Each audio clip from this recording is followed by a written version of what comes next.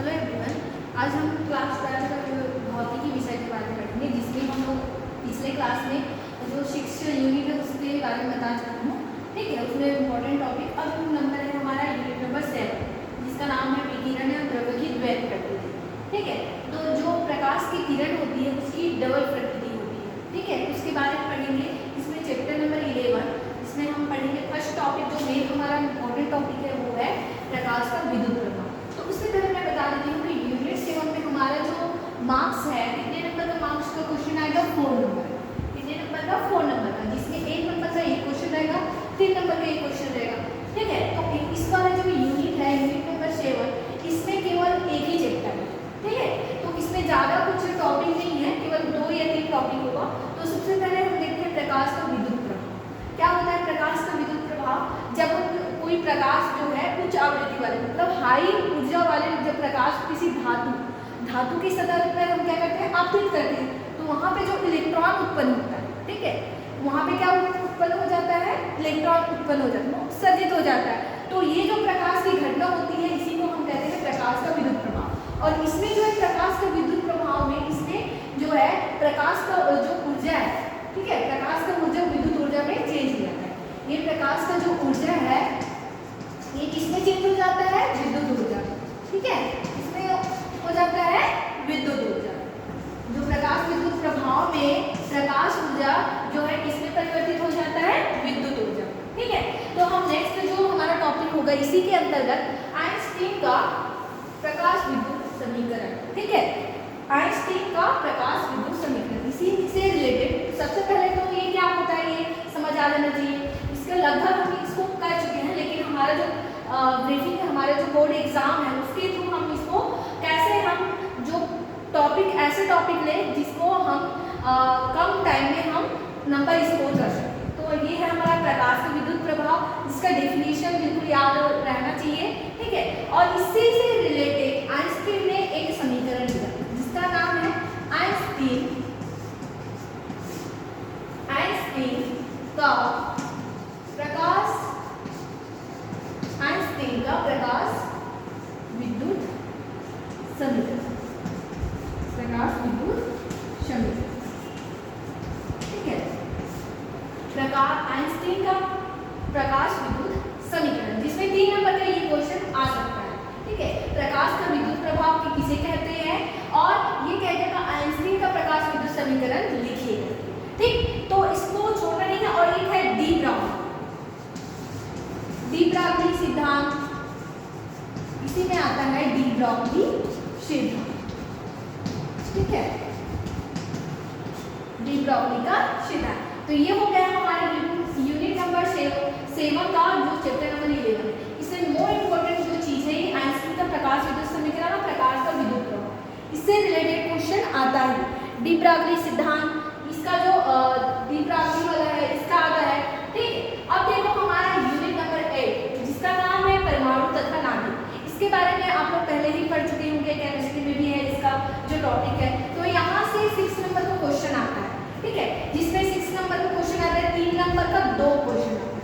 कितने नंबर का? 3 नंबर का 2 क्वेश्चन आता है। इसमें 2 चैप्टर है। यूनिट नंबर 8 में 2 चैप्टर है, चैप्टर नंबर 12 और चैप्टर नंबर 30। ठीक है, जिसमें हम परमाणु के बारे में पढ़ेंगे और नाभिक के बारे में पढ़ेंगे। ठीक है, तो इसमें जो है चैप्टर नंबर 12 में सबसे इम्पोर्टेंट जो टॉपिक है वो बोर मॉडल। बोर मॉडल हो गया, जिसकी परिकल्पनाएं या अभिग्रहित भी कहते हैं परिकल्पनाएं को। ठीक है, इसकी जो परिकल्पनाएं होती है, 3 या 4 परिकल्पनाएं होती है, इसको याद रखना है।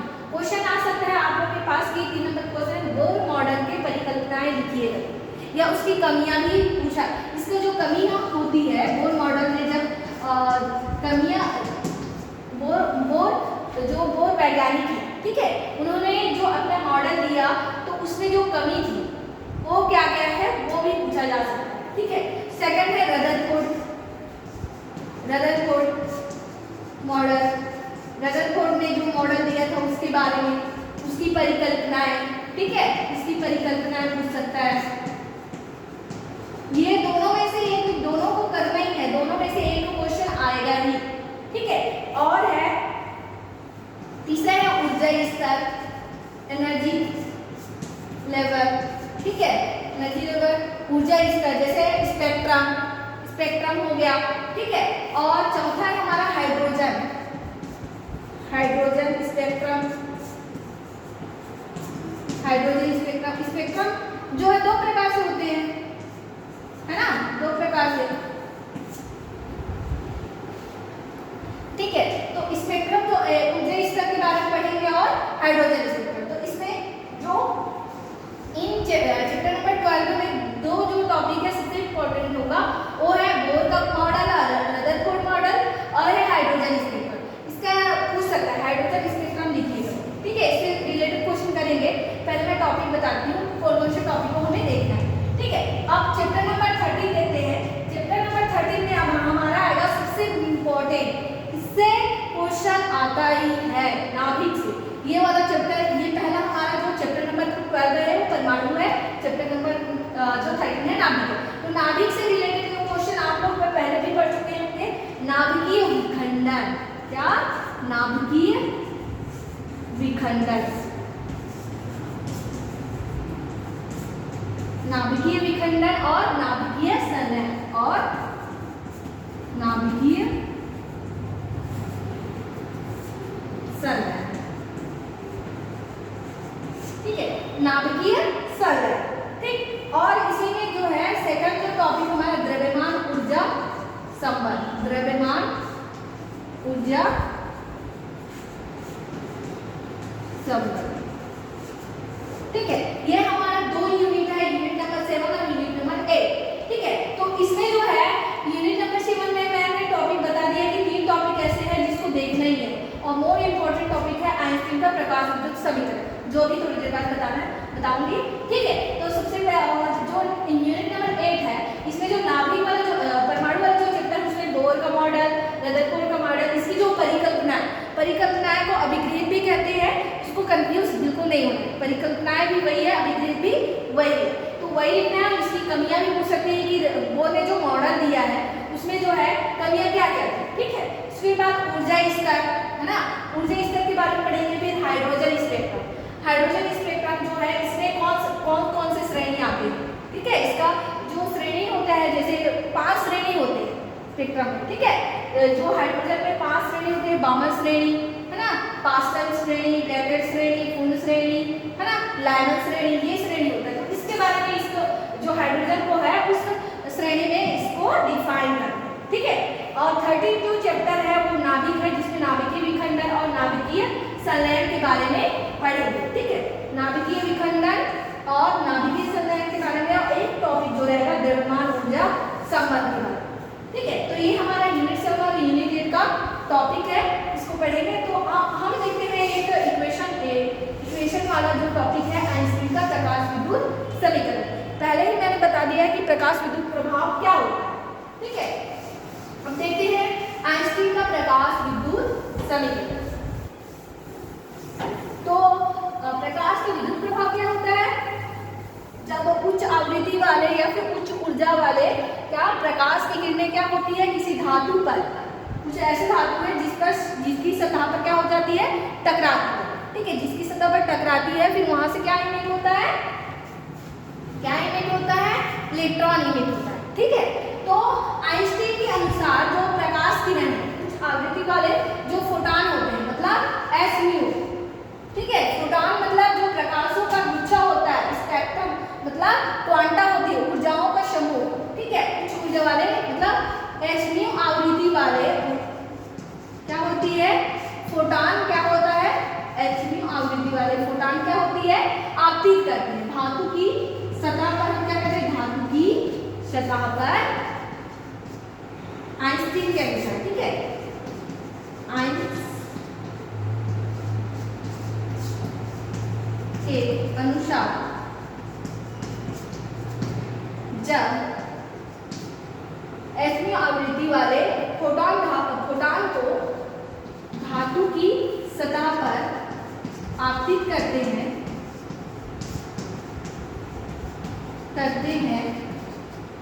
तो ये जो ऊर्जा होती है, एसम्यू फोटॉन वाली जो ऊर्जा होती है, तो यह ऊर्जा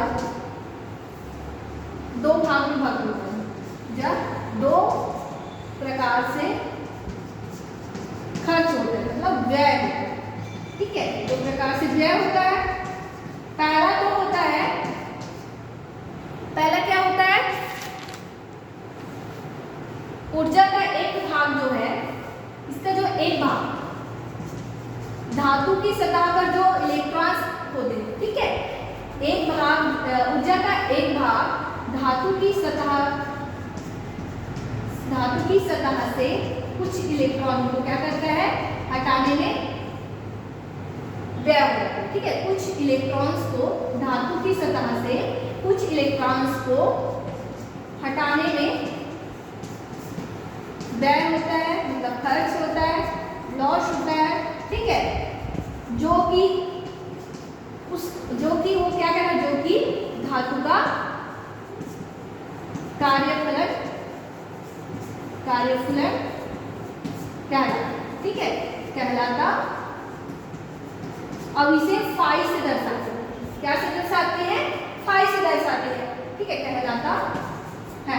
ठीक है, तो ये है कि आइंस्टीन के अनुसार जो एसमीओ आवृत्ति वाले फोटॉन होते हैं, फोटॉन मतलब ऊर्जा, एसमीओ आवृत्ति वाले जो ऊर्जा होती है उसको धातु की सतह पर हम क्या करते हैं, आपतित करते हैं। तो वो दो प्रकार से विभक्त हो जाता है। एक तो क्या होता है, जो धातु की सतह पर जो इलेक्ट्रॉन्स होते हैं, तो एक भाग वो धातु की सतह से कुछ इलेक्ट्रॉन्स को क्या करता है, वहां से हटा देता है, मतलब उसमें जो एनर्जी आधा जो है उसमें एनर्जी व्यय हो जाता है, खर्च हो जाता है। ठीक है, और जो है एक जो जिसे क्या कहते हैं, कार्यफलन कहा जाता है, जिसे क्या कहते हैं, कार्यफलन। सेकंड जो है, सेकंड, और कुछ इलेक्ट्रॉन धातु की सतह पर रहता है, जो धातु की सतह पर जो इलेक्ट्रॉन्स होते हैं, ठीक, धातु की सतह पर उत्सर्जित मतलब इमिट, जो वहां पे उत्सर्जित इलेक्ट्रॉन को गतिज ऊर्जा देता है। जो दूसरा जो एनर्जी होता है, ऊर्जा होता है, वो कौन से रूप में होता है, धातु की सतह पर जो उत्सर्जित इलेक्ट्रॉन होता है उसको गतिज ऊर्जा देता है। ठीक है, उत्सर्जित इलेक्ट्रॉन को गतिज ऊर्जा प्रदान करता है।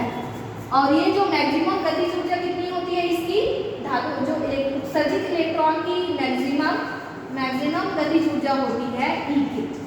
ठीक है, काइनेटिक एनर्जी कहते हैं जिसे, गतिज ऊर्जा को। ठीक है, तो इस प्रकार से जो है ये दो भाग में विभक्त हो जाता है। क्या विभक्त हो जाता है, जब जो है उच्च आवृत्ति वाले फोटॉन या फिर एसमीओ आवृत्ति वाले क्या ऊर्जा किसी धातु की सतह पर आपतित होता है, तो उसकी जो ऊर्जा है दो प्रकार से व्यय होता है। पहला तो वहां पर जो स्थित इलेक्ट्रॉन होता है उसको दूर हटाने की कोशिश करता है। ठीक है, वहां से हटाने में काम करता है, तब वो खर्च होता है, जो कि कार्यफलन कहा जाता है, जिसे फाई से दर्शाते हैं। और एक जो धातु की सतह पर उत्सर्जित जो इलेक्ट्रॉन्स होते हैं उसको गतिज ऊर्जा देता है, गमन करने के लिए एनर्जी देता है, वहां पे मूव करने के लिए उसको क्या देता है, एनर्जी देता है। और इसकी जो धातु की इलेक्ट्रॉन्स की जो मैक्सिमम एनर्जी क्या होती है, E के, मतलब इसकी जो वैल्यू होती है E के होती है। ठीक है, एनर्जी, काइनेटिक एनर्जी मैक्सिमम क्या होती है, E के होती है। अब देखते हैं, देखो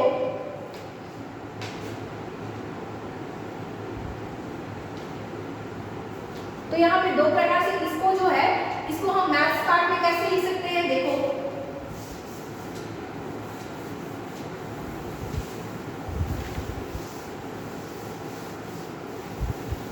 ये जो है एसम्यू जो है दो भाग से विभक्त हो गया है ना। एक तो ये व्यय हो गया इलेक्ट्रॉन को हटाने में, और एक क्या हो गया, उस उत्सर्जित इलेक्ट्रॉन को गमन करने में, गति करने में दिया गया। ठीक है, तो जो एसम्यू है इसको हम मैथ्स पार्ट में क्या लिख सकते हैं, इसलिए एचम्यू इक्वल टू क्या लिख सकते हैं, 5 प्लस E के। क्या लिख सकते हैं, 5 प्लस E के। 5 क्या है, कार्यफलन में जो है विभक्त होता है, तो उसकी मैक्सिमम गतिज ऊर्जा में विभक्त होता है। ठीक है, तो इसको मैथ्स पार्ट में हम लिख सकते हैं, जो एचम्यू आवृत्ति की ऊर्जा को दो भाग में विभक्त हो जाता है, 5 प्लस E के। ठीक है, क्या क्या में, 5 प्लस E के में। ठीक है,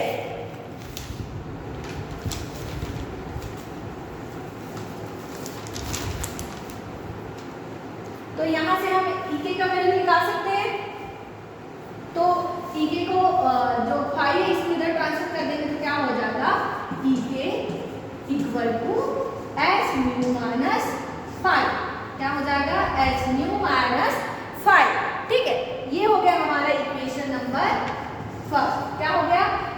नंबर फर्स्ट, ठीक है। मान लो उत्सर्जित इलेक्ट्रॉन का मैक्सिमम वेग क्या है। मान लो हम जो उत्सर्जित, मान लो गतिज ऊर्जा हमारा मैक्सिमम गतिज ऊर्जा E है, तो अगर हमारा गतिज ऊर्जा जो है मैक्सिमम कितना हो E हो गया, तो उसकी जो वेग है वो भी ज्यादा हो जाएगा, है ना। गति जितना अधिक करेगा उसका वेग भी उतना ही बढ़ेगा, जितना उसका गतिज ऊर्जा बढ़ेगा उसका वेग भी उतना बढ़ेगा। तो मान लेते हैं, माना उत्सर्जित इलेक्ट्रॉन की अधिकतम वेग क्या है, मान लो V max है, तो उसकी गतिज ऊर्जा क्या हो जाएगी, गतिज ऊर्जा E के इक्वल टू क्या हो जाएगा, 1/2 F V मैक्सिमम स्क्वायर, है ना। अब क्या करते हैं, इक्वेशन नंबर इसको सेकंड में देते हैं। अब इक्वेशन नंबर फर्स्ट और सेकंड में दोनों लेफ्ट हैंड साइड इक्वल है, तो राइट हैंड साइड भी इक्वल हो जाएगा, ठीक है। तो यहाँ पे लिखेंगे हम समीकरण 1 और 2 से, तो क्या हो जाएगा ये 1/2 F V square max equal to क्या हो जाएगा, F म्यू माइनस 5, क्या हो जाएगा, म्यू माइनस 5, ठीक है, H म्यू माइनस 5। ये इक्वेशन नंबर तीसरा, क्या देंगे ये, इक्वेशन नंबर तीसरा, ठीक है।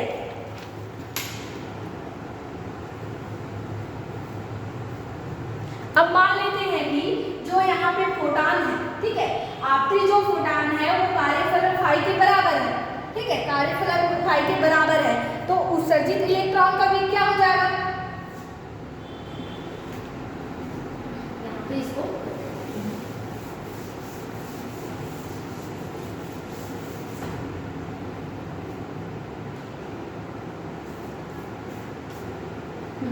तो मान लेते हैं हम, माना यदि फोटान जो है किसके बराबर हो, धातु की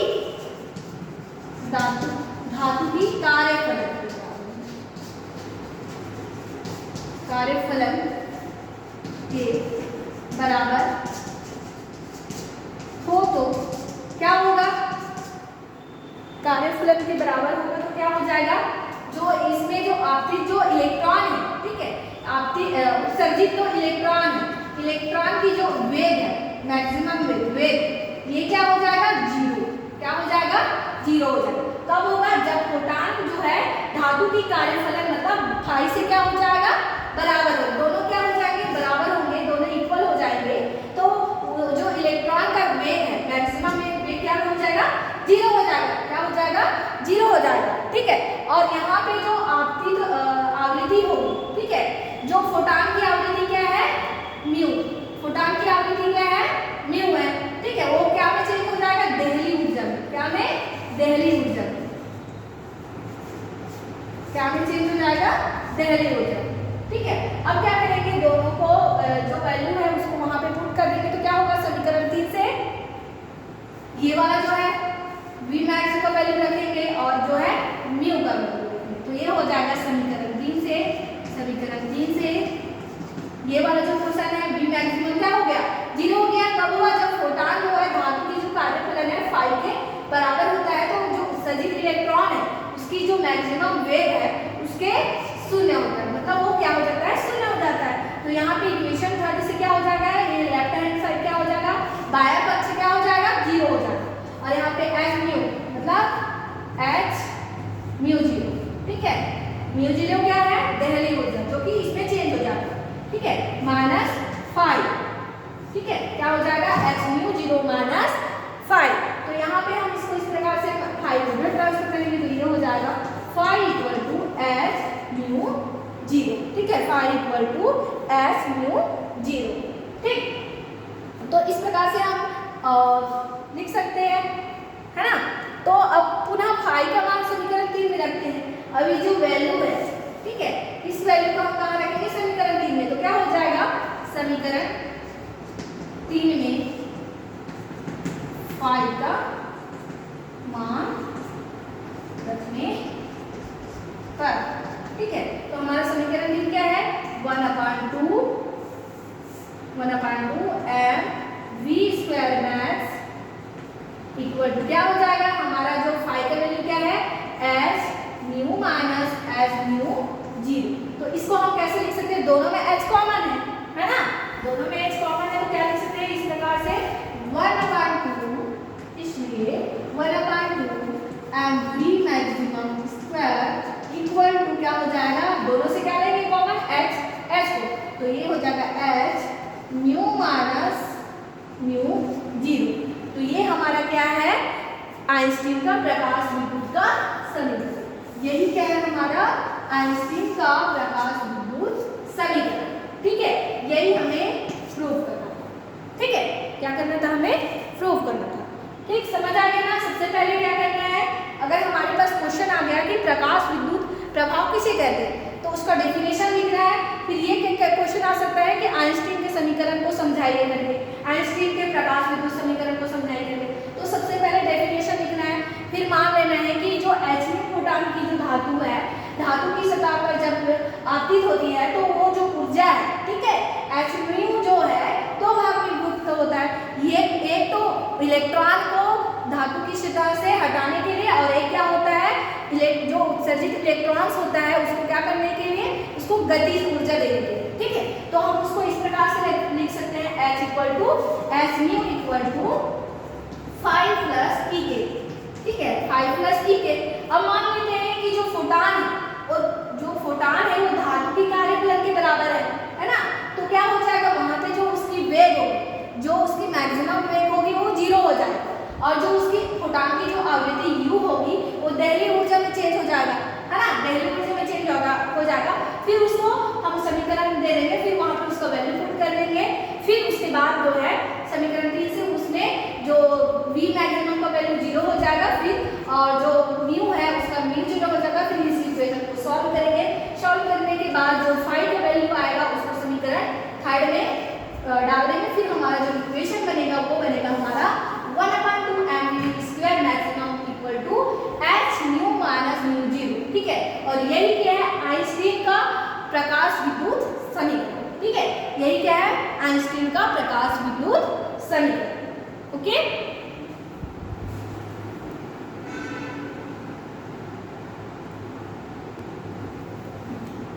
तो आगे देखते हैं हम लोग हाइड्रोजन स्पेक्ट्रम।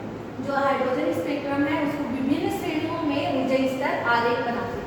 ठीक है, मतलब विभिन्न श्रेणी, जैसे 5 श्रेणी है, लाइनर श्रेणी, बामर श्रेणी, पार्सन श्रेणी, ब्रैकेट श्रेणी है, फोन श्रेणी। ठीक है, तो हमारा जो ये ऊर्जा स्तर का पहला वाला कक्ष है n = 1, n = 2, n = 3, n = 4, n = 5, n = 6, n = 7 ऐसे ही जाएगा, और लास्ट हमारा जो आ जाएगा n = ∞। ठीक है, तो अब पहली जो कक्षा होगी इलेक्ट्रॉन की सबसे निम्न वाला जो ऊर्जा स्तर। ठीक है, इसमें इलेक्ट्रॉन क्या होगा माइनस एनर्जी कितनी होगी E1 इक्वल टू कितना होगा -30.6 इलेक्ट्रॉन वोल्ट, और E2 में सेकंड वाला जो n = 2। ठीक है, द्वितीय कक्षा में क्या ऊर्जा स्तर में, द्वितीय ऊर्जा स्तर में क्या हो जाएगा, उच्च ऊर्जा स्तर में ये हो जाएगा E2 = -3.4 E इलेक्ट्रॉन वोल्ट, और E3 इक्वल टू क्या हो जाएगा -3.4 इलेक्ट्रॉन वोल्ट, और E4 इक्वल टू हो जाएगा -0.85 इलेक्ट्रॉन वोल्ट, और यहाँ पे हो जाएगा ये हो जाएगा =0, और इन्फिनाइट में जो एनर्जी लेवल क्या हो जाएगी 0। ठीक है, जो हाइड्रोजन में जो इलेक्ट्रॉन्स होंगे उसका जो एनर्जी क्या हो जाएगा, जब इन्फिनिटी में चला जाएगा उसकी कक्षा, जब इलेक्ट्रॉन जो है इन्फिनिटी में होगा तब उसका एनर्जी क्या हो जाएगा E = 0। तो हमारा जो पहला जो कक्षा है इसमें कौन सी श्रेणी आएगा, 5 श्रेणी होते हैं, लाइनर श्रेणी, बामर श्रेणी, पास्टल श्रेणी, ब्रैकेट श्रेणी है, एक होता है फुंड श्रेणी। तो ये वाला जो है लाइनर श्रेणी। ठीक है, लाइनर श्रेणी। तो सबसे पहले जो इलेक्ट्रॉन्स जो ए वाला फर्स्ट वाला जो कक्ष होता है, ठीक है, उच्च ऊर्जा वाली एनर्जी स्तर है। ठीक है, यहाँ से जब जो है इलेक्ट्रॉन्स क्या करते हैं, कहाँ पे संक्रमण करता है, निम्न वाले मतलब मूल वाले जो ऊर्जा स्तर पे। ठीक है, तब ये लाइनर श्रेणी होती है। ठीक है, क्या होता है लाइनर श्रेणी होता है, उच्च ऊर्जा स्तर वाले जब क्या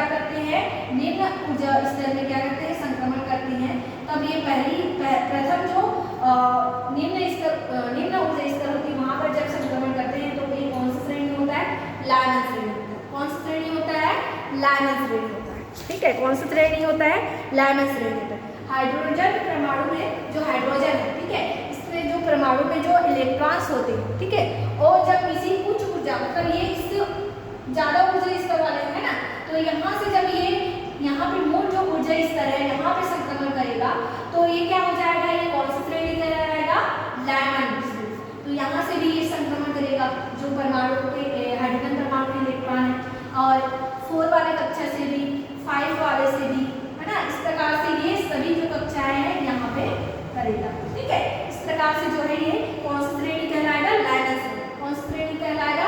लाइनर श्रेणी। तो यहाँ पे लाइनर श्रेणी में जो वेवलेंथ होती है उसका जो सूत्र होता है लाइनर श्रेणी में यहाँ पे 1/λ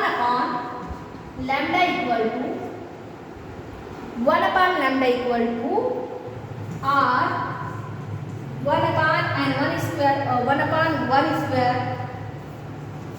माइनस 1/n स्क्वायर। ठीक है, 1/n2 स्क्वायर, 1/n2। अब n2 क्या है? यहाँ पे जो n2 है वो क्या है?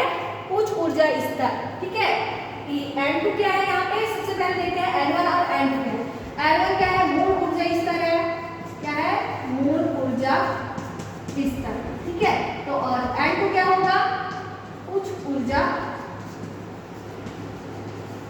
स्तर। क्या होगा? उच्च ऊर्जा स्तर। जहां पे यहाँ पे n2 इक्वल टू हो जाएगा n1, यहाँ पे n1 इक्वल टू हो जाएगा 1 और n2 इक्वल टू उसका मेन जो ऊर्जा स्तर कितनी है? n इक्वल टू 1 है ना, तो यहाँ पे क्या हो जाएगा? n1 इक्वल टू 1, तो n2 इक्वल टू क्या हो जाएगा? 2 3 4। और ये जो है n1 और n2 पूर्णांक ही होंगे। ठीक है, तो यहाँ पे जो है 2 3 4 6 कंटिन्यू इनफिनिट।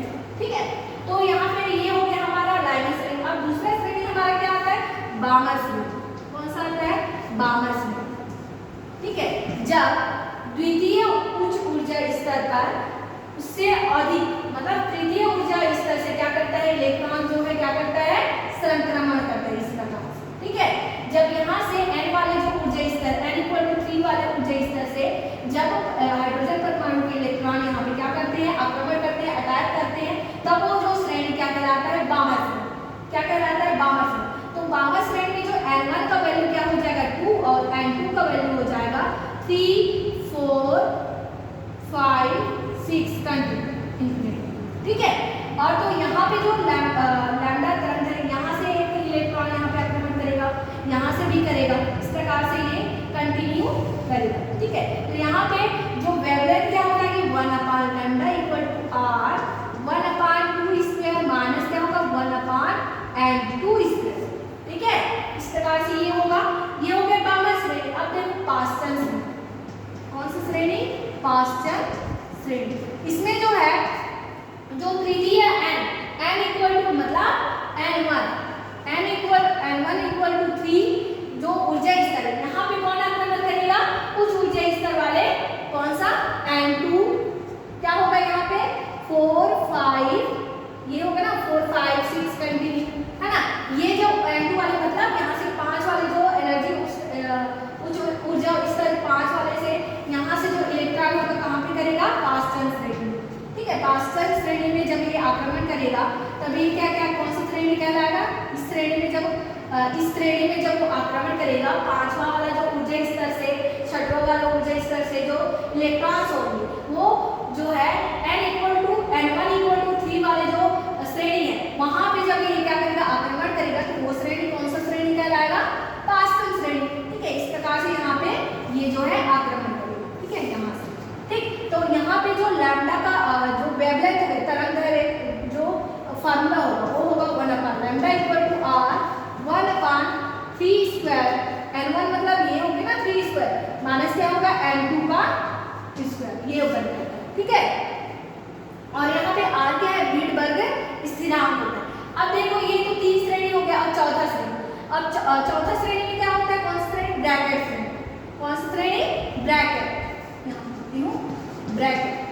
ब्रैकेट श्रेणी।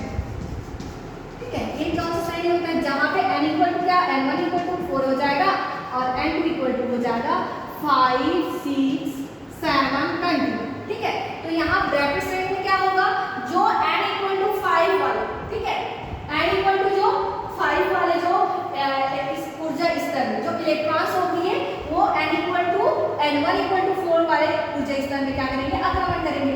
और जो n इक्वल टू 6 वाले परमाणु इलेक्ट्रॉन्स होंगे वो भी यहाँ पे आक्रमण करेंगे, ये भी यहाँ पे आक्रमण करेंगे। ये तो ये श्रेणी क्या कहलाएगी, ब्रैकेट श्रेणी। क्या कहलाएगी, ब्रैकेट श्रेणी। तो इसका जो वेवलेंथ का फार्मूला होगा 1/λ इक्वल टू r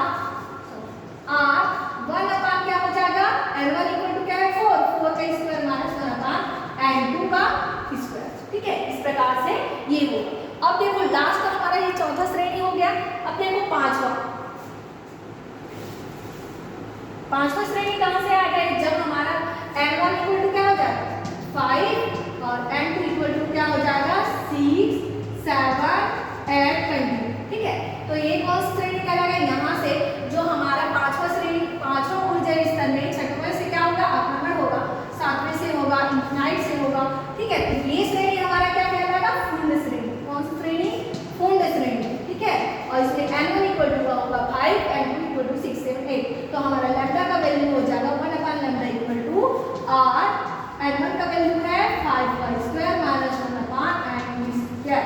तो ये है हमारा क्या, हाइड्रोजन स्पेक्ट्रम का विभिन्न श्रेणियों में ऊर्जा स्तर आरेख है। ठीक है, हाइड्रोजन परमाणु का ऊर्जा स्तर आरेख, नीचे में लिखना है हाइड्रोजन परमाणु का ऊर्जा स्तर आरेख। इस प्रकार से हम इसको बना सकते हैं। ठीक है, ये हो गया हमारा क्या, एनर्जी लेवल, एनर्जी डायग्राम। ठीक है, इसके लिए हाइड्रोजन के लिए, ठीक है, विभिन्न स्पेक्ट्रम के लिए। और एक बात और कि यहाँ पे जो है लाइनर श्रेणी में जो है कौन सी स्पेक्ट्रम में हमें दिखाई देगा, ये कौन सा भाग में हमें दिखाई देगा, पैराबैंगनी। कौन सा, पैराबैंगनी। लाइनर श्रेणी कौन सी श्रेणी में होता है, पैराबैंगनी। कौन सा लाइनर श्रेणी कौन सा भाग में होता है, कौन से श्रृंखला में होती है, विकिरण। कौन से विकिरण में होता है, पराबैंगनी में। ठीक है, कौन से भाग में होता है, पराबैंगनी में होता है। और ये दृश्य भाग, ठीक है, कौन से भाग में होता है, बाहर जो है दृश्य भाग, कौन से में होता है, दृश्य भाग में होता है। और पाश्चन जो है अवरक्त, ठीक है, ये जो पाश्चन है ये कौन से में होता है, अवरक्त भाग। ठीक है, अवरक्त भाग। ठीक, ये दृश्य श्रेणी में, दृश्य भाग में, और ये पराबैंगनी भाग। और ब्रैकेट श्रेणी जो है अवरक्त भाग में होता है, और पूर्ण श्रेणी भी अवरक्त भाग। ठीक है, ये भी अवरक्त में होता है।